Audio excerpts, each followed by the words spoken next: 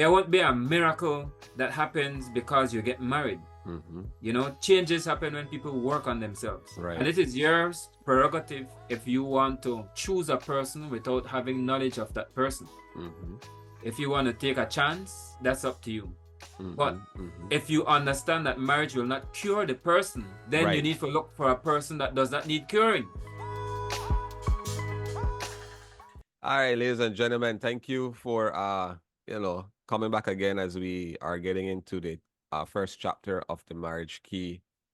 We unpacked so much just in the introduction, and I'm excited to see um what we have. We just don't have the only the content, we have the creator of the content, Mr. Sylburn Arthurs, and so we're gonna be parsing through and trashing through some of the points and the principles in this first chapter of the marriage key.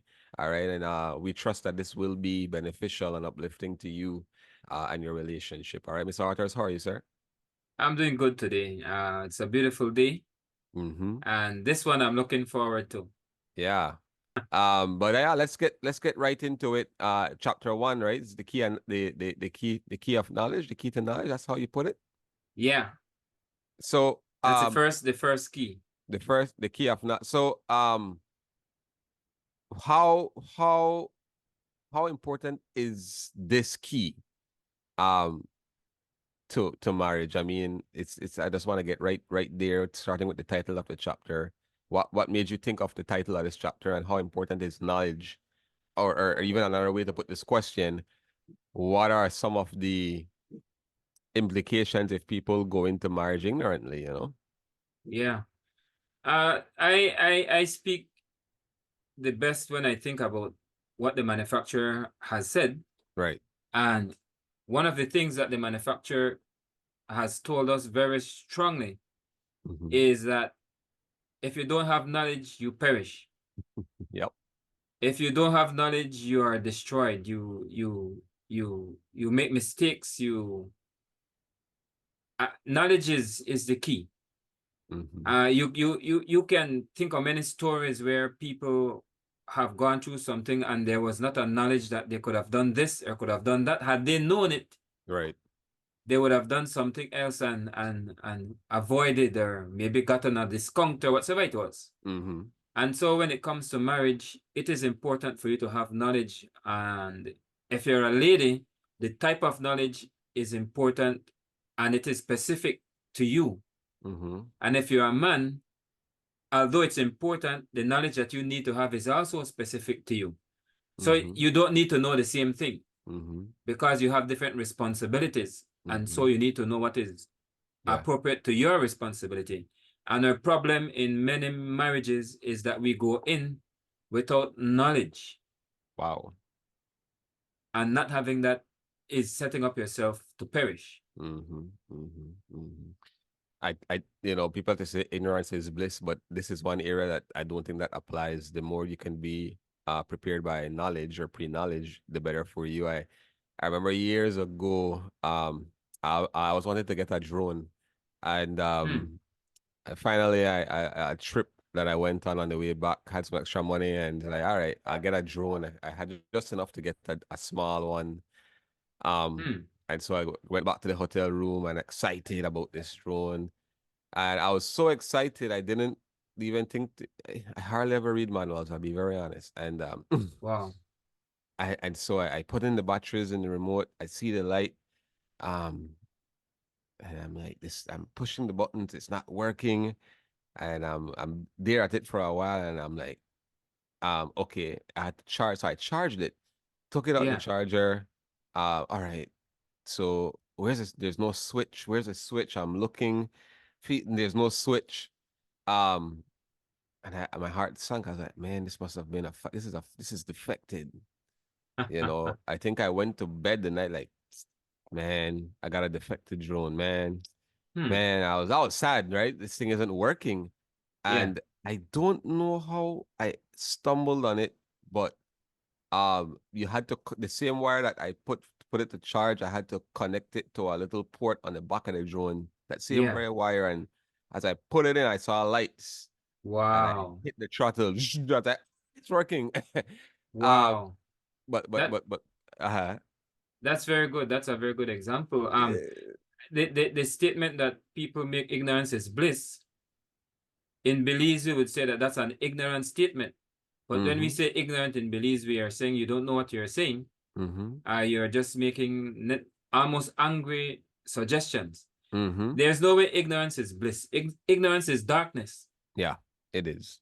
You know, It if is. you're a soldier and you're walking on an active IED field, ignorance is not bliss. You know, and if you're getting into a marriage and you don't know you're a female and you don't know that this male that you're getting married to is abusive or Right. is promiscuous and Right. will not stay faithful to you, if you don't know that, that is not bliss. It is Nope. bliss when you're going in because you don't want to think.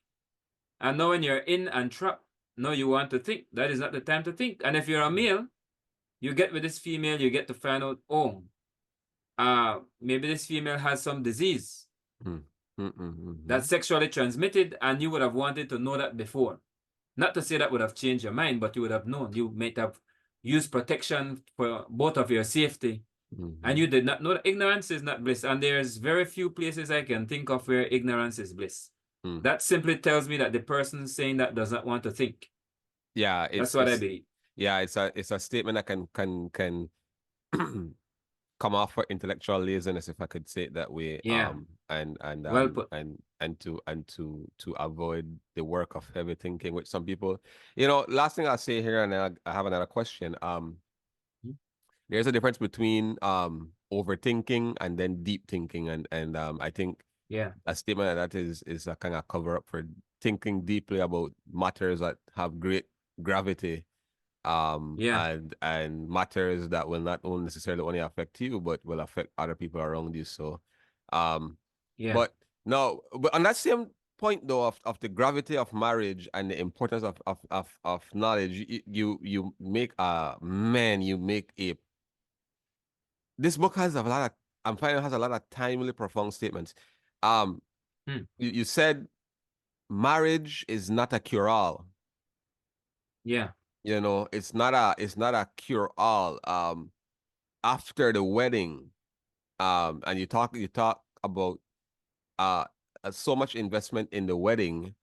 And I was thinking, you know, a lot of investment in the wedding, but we need to invest in the marriage. But my question, like, how important is it for people to understand this point that marriage is not a cure-all, especially in the light of where the generation we're living in. We're living in a time where we want a solid fix with the least investment. Yeah. That's where we are. I love technology. I love love is a strong word, but so I like technology a lot. um and it has made life a lot more convenient. Things are faster. But it has kind of trained us to want things quickly and easy with least amount of work. Um what were you thinking, and what how important is that to people to understand? Marriage doesn't cure everything. Doesn't cure, it's not a cure all. You know, can you speak into that for us? Because I think that's important. Yeah, that's a good question, and I enjoy that you clarified the difference between love and like. In English, there's a Yes. big difference. So hopefully we can get to that later. But this again comes from knowledge, and this is where the knowledge becomes important for you Right. to understand. Knowledge brings understanding, and understanding then can lead to wisdom if you want to apply it. Here, you get married. And when it says it's not a cure-all, there are times when a person goes into marriage and maybe before they were married, the person was not paying them a lot of attention, Right. was very busy, Okay. had other priorities than the relationship. Maybe the person didn't even want to help plan the wedding. You know, the person was maybe flirty, or the person was not as interested. the person was not sure, did not make up his mind. And many times we go into marriage believing that a wedding day is a miracle drug. Yeah. That cures all the things that that are wrong, all the things that are missing, all the things that have not come up to standards, to the necessary standard. And no, it is not a cure-all. You are the same person after you've married as you were before. And so that day does not change anything. Putting your name on a paper does not change that person's preparedness. And so that is the first thing that one has to remember. There won't be a miracle that happens because you get married. You know, changes happen when people work on themselves. Right. And it is your prerogative if you want to choose a person without having knowledge of that person. If you want to take a chance, that's up to you. But if you understand that marriage will not cure the person, then you need to look for a person that does not need curing. Don't take that person and later on want to get him or her cured. Yeah, I like that, and that's one of the things. One of the angles I was also thinking about it from was if when I get married, it's like I'm going to have a lot of things solved also. Yeah. You know, and people, I've had some of these false expectations, and I've seen people have some of say them where it's when, you know, when I get married, it's like life will be made in a sense. And I think many times they're thinking through it through the lens of this person is gonna meet all my needs. Yeah. And you used a very great analogy in the book about we want to use it as a band-aid to cover up maybe bad attitudes and stuff like that. But when the band-aid is ripped off, it can actually leave a bigger wound or a bigger scar. And I think that's very, very important for us to understand that marriage is not a cure-all. One person got in a group discussion got offended at me because I said that I was referring to in being intentional about having a list of things. And so I said, you know, I have something I need to do for my wife or with my wife. It's like, why is that on a list? It's on my list, not because she's a to-do list or a chore. It's because I am striving to be very, very intentional about working at my marriage, at our marriage. And I know how a day can vacuum me in very quickly. Yeah. And if this is me saying, you are very important to me, and I must work at this. So very good. Yeah. It's not a miracle. It's not a miracle drug. It's not a it's work, and it's a good work, you know. And I think people need to understand that. And I love that that you said that in the book, for people to really understand that marriage really entails people who are flawed coming together and working at it. You know, and what go I'm ahead. trying to push here is for you to understand that if you choose to go with somebody that is flawed, right, then you need to exercise patience and exercise understanding. Because you chose somebody that is flawed, or you did not want to check to see if that person is flawed, and so you have to like take that into account. The best way is for you to choose the person that is best suited. Yes. So the person that has overcome their flaws. We are not perfect. No one is perfect, but we are mature. I love that. So if you are looking at somebody and I say, okay, we're having a race. Okay, we're having this race, and the winner will win $1 million. It's a running race. And the winner will, and I go and I say, well, oh, look at this cute baby. Oh, look at your cheeks. Oh, chummy, chummy. And then I go and I choose this baby to run this race. The baby was cute. I couldn't resist. And now I put that baby in the race. And I want to win. Wait, man. Wait. You did not even check if this being that you got could walk. Beautiful. Yeah. Lovely. Cool, cool, Yeah. cool, cool, cool. Cool. But you're in a running race. You wanted to get cuteness. You wanted somebody that would have worked in a variety contest, in a beauty contest. Yeah. And a baby will win that every day and twice on Sundays. But if it is a running race, you can forget, you can kiss that $1 million goodbye. Right. Right. Yeah. Yeah. It probably look cute and attractive. But you know, Yeah. yeah, this you know, it look very cute in attractiveness. The conversation is going, you know. Another thing you spoke about was about expectations. You spoke quite a length about expectations. Yeah. And you spoke about the female making sure that the male meets her expectations. Um, and so I have kind of two questions here. Hmm. Do you um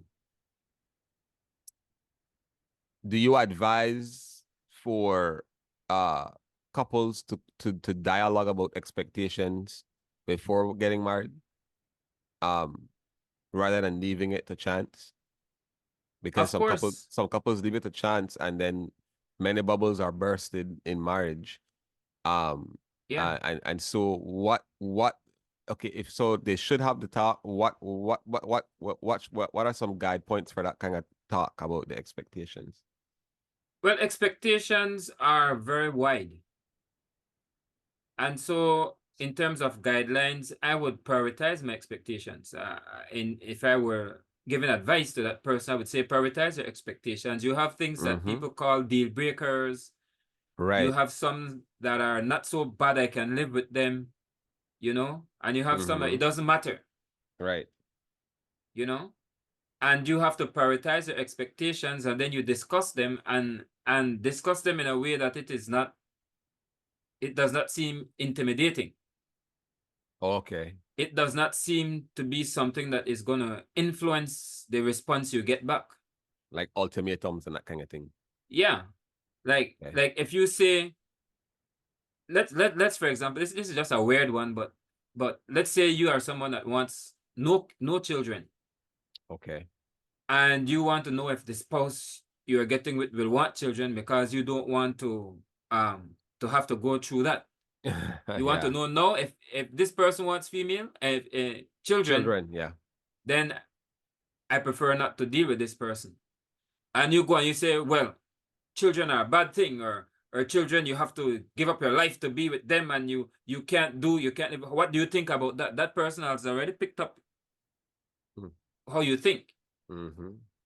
Now, I'm not saying thinking that way is right or wrong. Some people want Mm-hmm. kids, some people don't want kids, but I'm just saying, you prioritize what you want, and then you check carefully Mm-hmm. and without giving hints Mm-hmm. to what is your perception, and then you will hear this person's perception. This is Mm-hmm. something very important for females to do, Mm-hmm. Mm-hmm. because of the nature of relationships, where when you say I do, you get under the curse that the Mm-hmm. manufacturer put out. Your desire will be for your husband, and he Mm-hmm. will rule over you. So you would want to check to make sure the person who is ruling over you meets your expectations. Right. You see? Right. So then Right. you prioritize your expectation, and have what are your deal breakers, categorize that. And I Mm-hmm. would deal with those first. Those are important. Right. And not everything you have to ask. Some things you can observe. Mm-hmm. And other things, family members and friends and teachers and pastors and Mm-hmm. coaches and you name it will tell you Yeah. Yeah. about that person. No? Yeah. So is it is there a place for the male to have his expectations met by the woman as well? Does it go that way too, or is it? I think that if I would explain what's the main job of the female, or if I would explain what's the curse to the female, then that would answer that question. Because if the Mm-hmm. female is cursed, that their desire will be for you and you will rule over them, Mm-hmm. I'm not sure what type of expectations one would be able to have, Okay. that would not be met. And I remember listening to one of her podcasts, and I gave this story of my first wife that passed. Her mother Right. looked at me and said, "I know that she loves you Mm. because she doesn't cook for anybody, but she cooks for you." I was not able to go home and eat Oh man. because I had to go to her house to eat. And her mother saw that, but Right. she did not see me on a Saturday going Uh-huh. in that fridge for that young lady Right. and cleaning out all the vegetables that were growing roots, cleaning out the pot of beans. I think I threw away the whole pot that was turning into morass or gangrene, or I don't know what they call it Right. over Right. the world, but it was spoiling so bad that the beans had white color all over it. Wow. And I threw that away because she didn't need to cook. She's a single woman with finance that she can buy her own food. Right. And so when my mother-in-law was at that time amazed that she cooked for me, that was not anything excessively special. I simply clean her refrigerator out. Mm. Whatever you give a lady, they will take it and multiply it and give it back to you. So whatever you're getting, you have to ask, what am I giving that I'm getting back multiplied? Mm-hmm. So Yeah. his expectations, maybe I should ask you, what are some expectations that a man would have? That's kind of general out there. Yeah. Man, I really don't want song machismo. You know, it's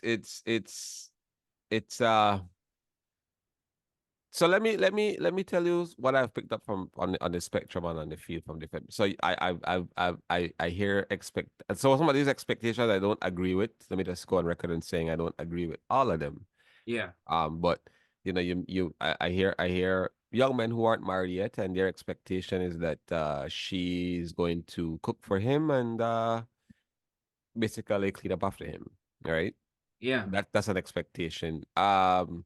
Some expectations from a man are just they just really want they want loyalty. Some, loyalty means a lot to guys. That's an expectation. That's her trust and loyalty.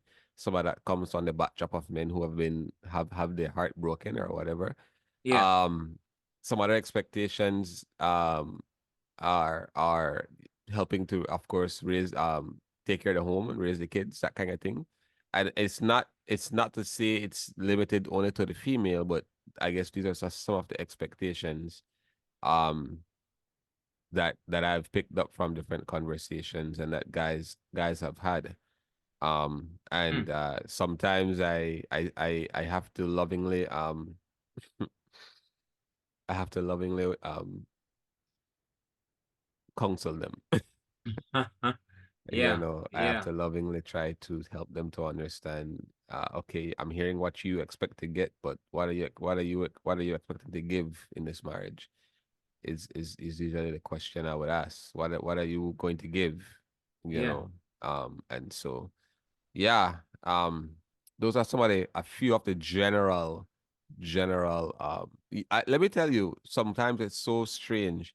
hmm, Some guys expect to get married and the woman will just take care of them. yeah, All of these things exist in the time we're living in. And yeah, so that's why I say I don't agree, but that's why I think it's good to talk about your expectations, as you said now. So yeah, yeah. those are a few of them. Expectation, as the book says, it's the mother of disappointment. Yes. So I'll take those three that you brought up and try to give you my opinions on them. So the first expectation you brought up was the young man expect that the wife will cook for him and that she will clean up after him. Am I correct Hmm. there? Yeah, that's correct. Um, I love that expectation. I think it's a fair expectation. Right. I believe that when that expectation becomes unfair is when your wife has to be out there working for 8 hours just like you. Mm-hmm. This expectation is fair when you are out working for 8 hours and she's at home being a Right. house mommy. Right. Right. Right. Then she can cook for you. Then she can clean up after you. Mm-hmm. But she is no maid at a hotel. Right.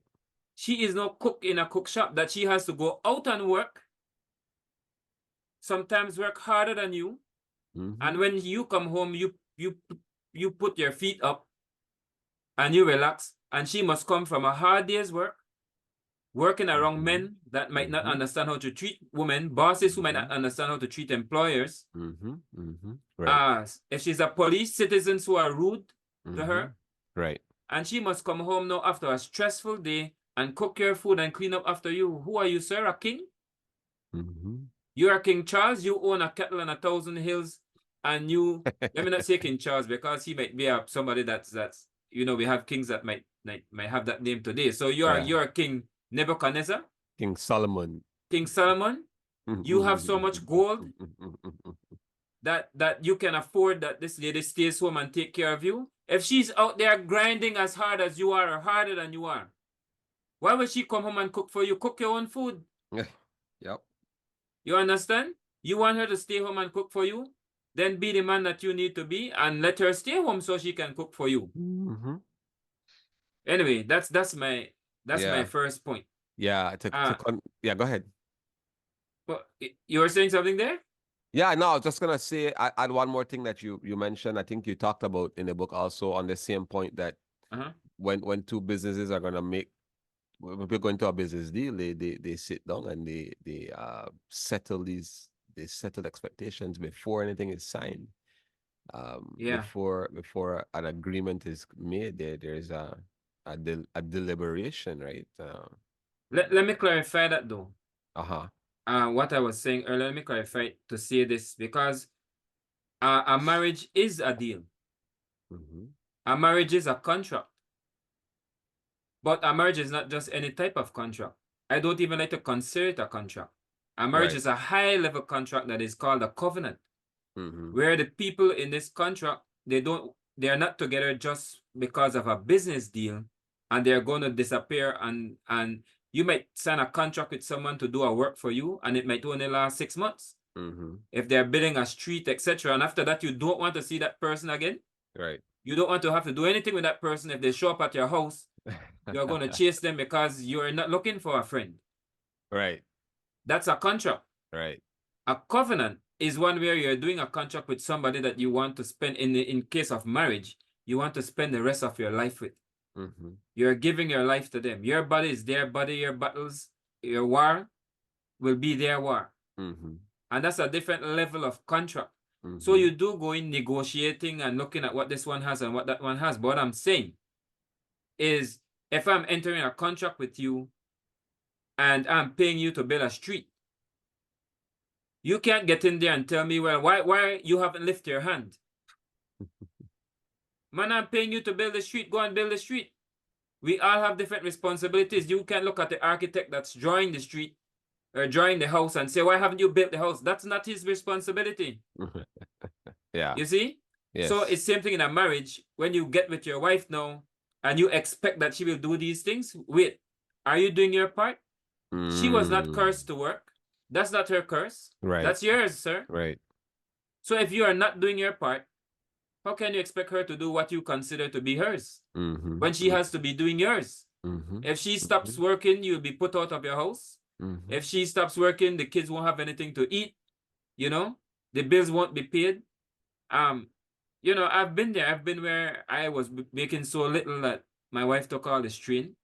Right. And I have made stupid decisions as far as I'm concerned, where I left my well-paying job in the name of ministry and went and took on jobs that were like less than quarter the price, and I thought I was being spiritual. Then I get to find out that the manufacturer says a person that doesn't take care of his family is worse than an infidel. Yeah. And has denied the faith. Woo! Then I hear the same manufacturer talk about a good man leaves an inheritance for not only his children, but his children's children. And I actually convinced my wife to believe and agree for me to leave my job where I was making 4 times more and go to a job agreeing to make 4 times less. And could not afford the bills, and she took a strain for those years. You see? No, that is, she was not cursed to work.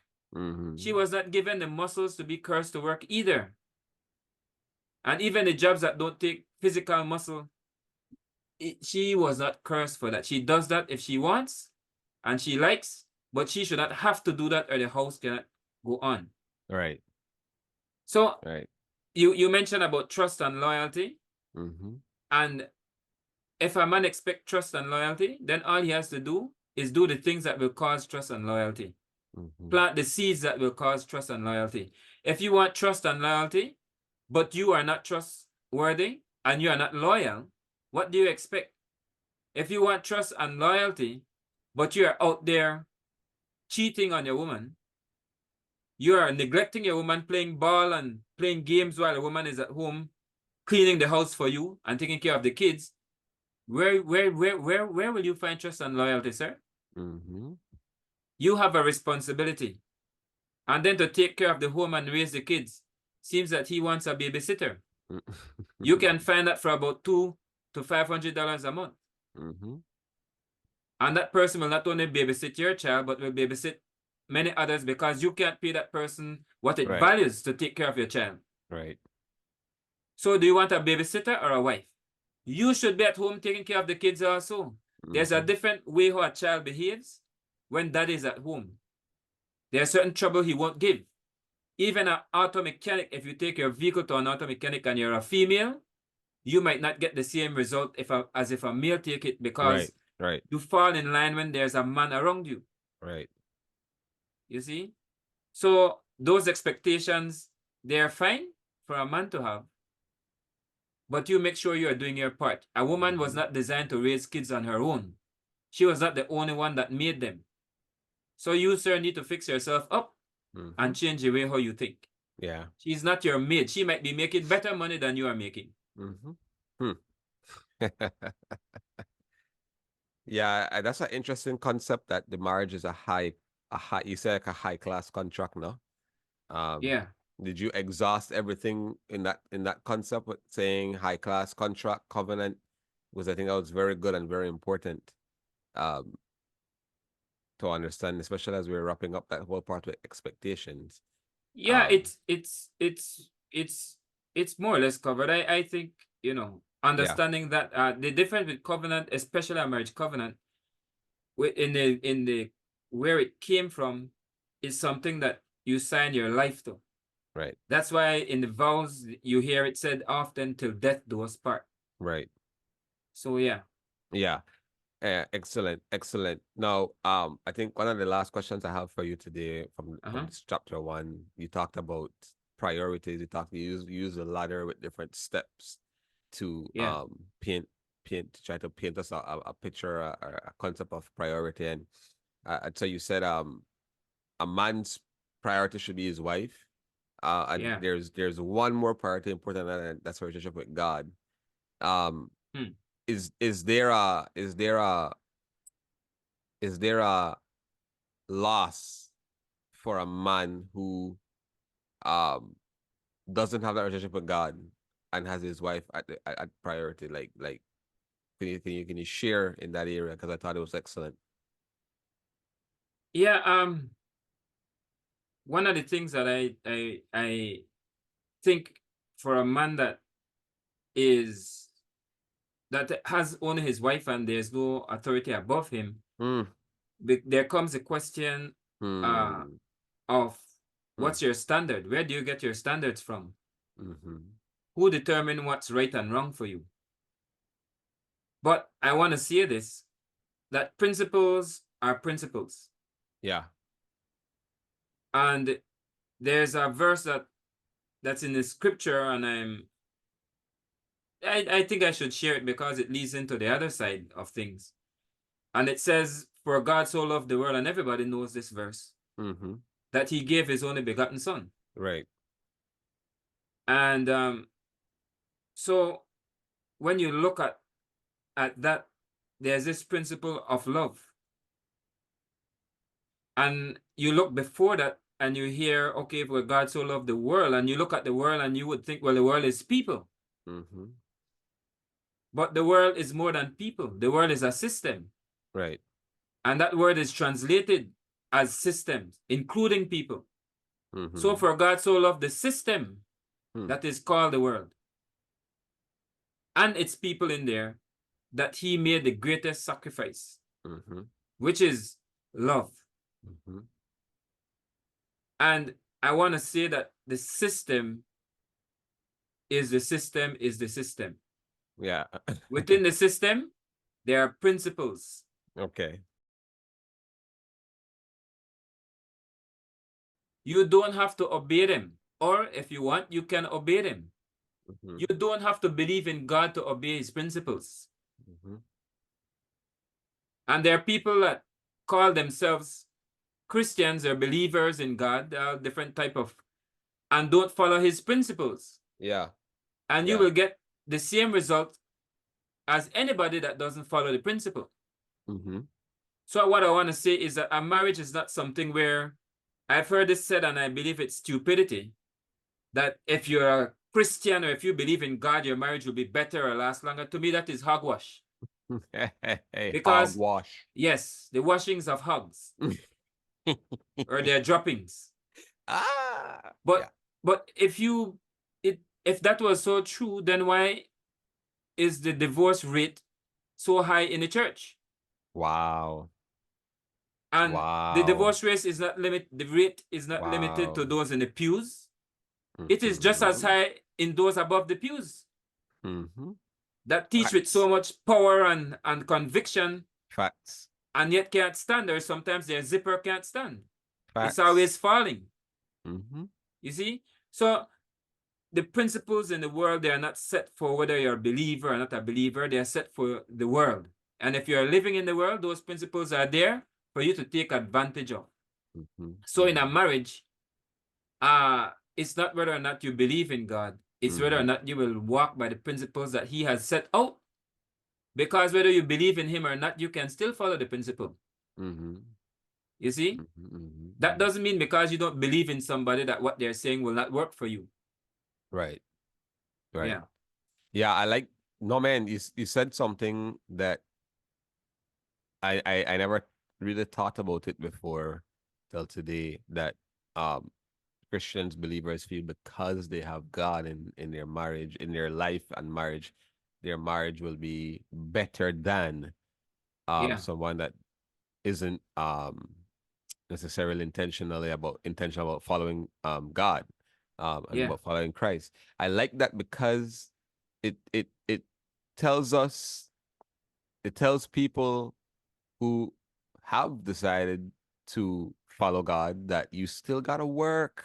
That's right. It's not it comes back to one of the first things we were talking about. That doesn't it's not a cure all. You gotta work. Let me give you Uh another word for go work. ahead. Another word for work is wisdom. That's what work means. You gotta work. Mm. You have the knowledge, you have the understanding, you gotta work, means you And gotta apply. apply. That's right. That's right. And I think in one of our previous podcasts we talked about the the um the whole concept of a soulmate. Whether you believe it or not, you still have to apply wisdom to your marriage. Yeah. There's not a cruise control, you know. Yeah. There has to be a drive. I don't want to say overdrive, so this thing can really move. And That's right. so yeah, I thought yeah, those are my powerful, excellent. Many people are wealthy because they're industrious, they work hard, they are consistent. They're not Yeah. Christians, but you find these principles in the manual. That's right. That's right. That's right. It's actually inbuilt in us because we were made in his image. Man. So it's actually a lot of them. They're there, no? Yeah, innately. Yeah. Yeah. So yeah, those are my questions for today. I just checking with you, man. Do you have any other points as you know, final points or thoughts Yeah. or I think that it is very important to look at the key of marriage. mm-hmm. The first key in the book of the key of marriage, and it is knowledge, the first key. Right. And so you want to make sure that you know what you need to know. It is so important that we go to school and we spend years of our life, and when we finish, we go to another type of school called high school.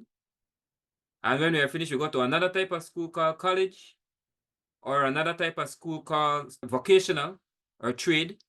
school, technical school, and we train ourselves and we spend thousands of dollars training ourselves because we want to get knowledge and we want to get understanding and we want to get wisdom, which is applying what we know. So I want to say that it is very important for us to understand this first key. It tells you get knowledge, right, or get understanding. right. It encourages you.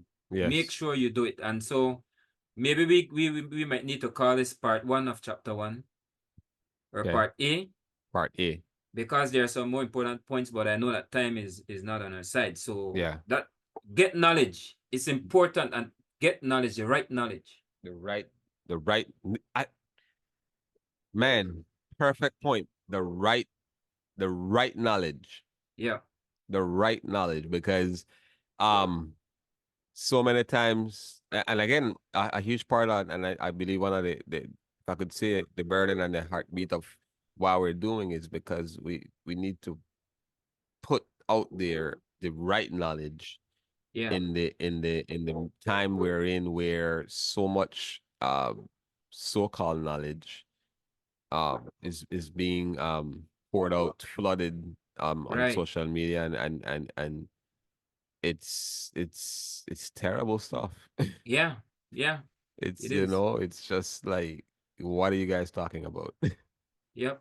If you would, are you really thinking through what you're saying?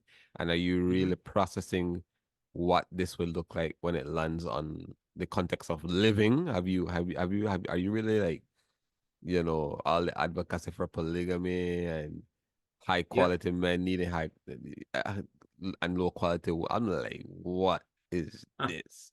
And so the right type of knowledge, and so I want to encourage anyone, the book is the audio version is available on YouTube, The Marriage Key.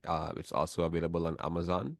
I think the ebook is there. And you can possibly order the paperback from Amazon, The Marriage Key. And listen, look, you heard the author. This is part A, chapter 1. That's just how that's the vault of wisdom in this man's cerebral cortex. And yeah, God has gifted you, brother. Yeah. Yes. And so yeah, guys, I guess until next time, we're gonna see part B of chapter 1. We're taking our time with it. We're chewing it.